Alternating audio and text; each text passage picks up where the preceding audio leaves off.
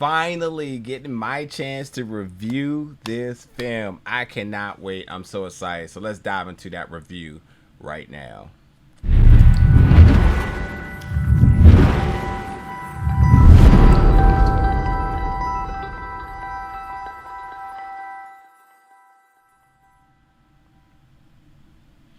What's going on, everybody, and welcome back to the channel today for another review. Today we're reviewing the film Werewolves Within, which is going to be in theaters June 25th and on demand and digitally July 2nd. And you also can catch a screener of it at Tribeca Film Festival 2021. Man, let me tell you, this film, first of all, if you love the film Scare Me by Josh Ruben, who is your star and director of that film, and he's alongside of his co-star Anya Cash, then you will love this film.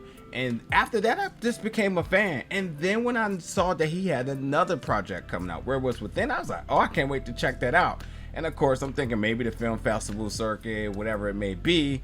But nonetheless, IFC was like, yeah, so we're going to claim that first, and that's that. And they wasted no time getting the deal done, getting the distribution rights in North America for this film. And so finally, now we're getting a chance to be able to see it in theaters or at the film festival, Tribeca Film Festival, if you're attending there. But I knew this was going to be great because of his previous work and because of just the vast move that IFC did in picking this up. Like, I knew this was going to be the real deal, and it was. Everything that I loved about Scare Me, which is on Shudder, by the way, this film takes that same magic and actually does it better. Like, I really do. And like, they are a little bit uniquely different, but mostly still the same with the tone, the message. Like, I will almost go as far as saying that the two films are in the same universe. Like, that's how similar they feel in regards to design and tone. And that's actually a really interesting thing that I would love to explore if they actually are to go down that road.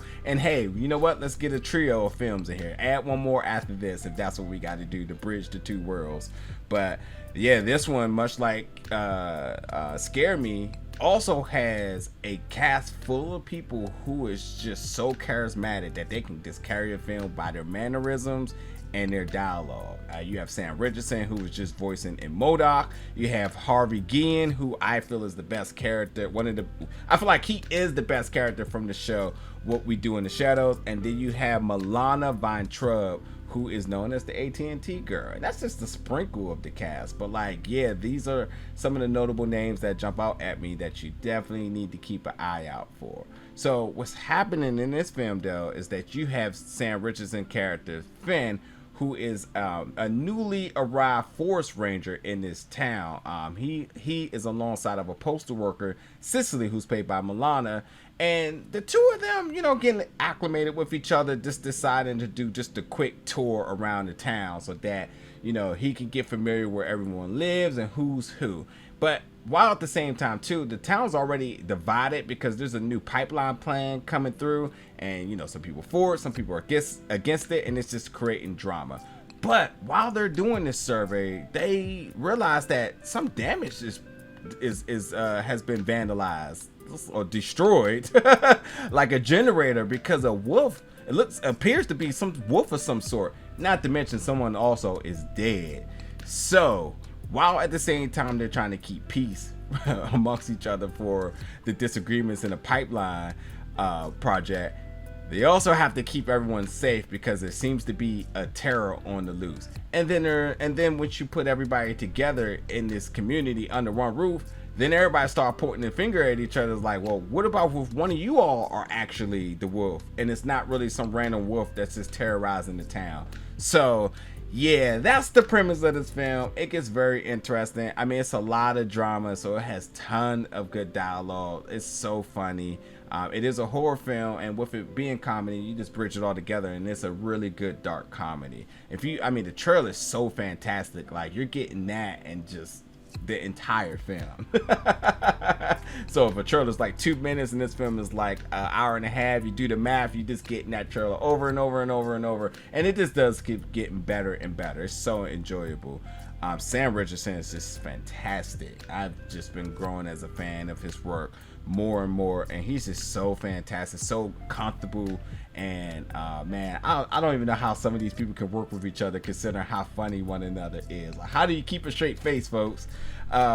But I think also too, with these really charismatic characters, everybody is so very distinctly different, which makes it even interesting as well too, because when you do have the dynamic of everyone being at foes and everyone being suspicious of each other, you got some really interesting moments happening with one another that even for like the slightest second, you're just like, oh, that's just hilarious, you know? And I love it how some conversations which are front and center are hilarious, and some that are just kind of conversational things in the background and funny. Like, you're just finding comedy in all different directions. Like these dysfunctional residents is like a bad family get together. Like, everyone's trying to put out laundry and taking blows at each other, and at the same time too, they're all trying to stay together so they can survive.